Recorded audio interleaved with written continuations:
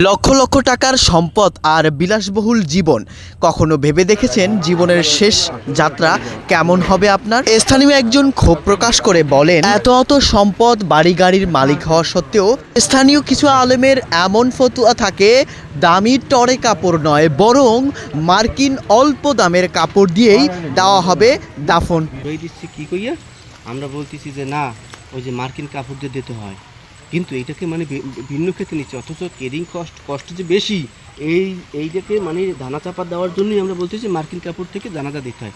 কিন্তু এরপর অনেকে বলবে যে না, এইটাই থেকে জায়েজ, এইটাই দিতে হবে, কিন্তু আসলে না, এটা তো আসলে মিথ্যে কথা। এটা মানুষকে জাস্ট একটা আই ওয়াশ করা, এবং মানুষ মারা গেছে, তার জীবনের কোনো দাম নাই। সে তার দুনিয়ায় যত সম্পদ সে থুয়ে গেছে, ও সম্পদ এই জন্য তাকে কম খরচ দিয়ে তাকে দাফন দেওয়ার জন্যই এই কথাগুলো, যে মার্কিন কাপড় দিয়ে তাকে দাফন দিতে হবে না।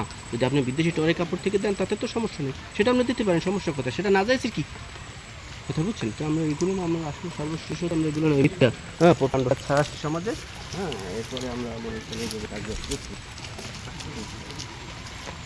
চিন্তা করছেন আপনি? আমি মামা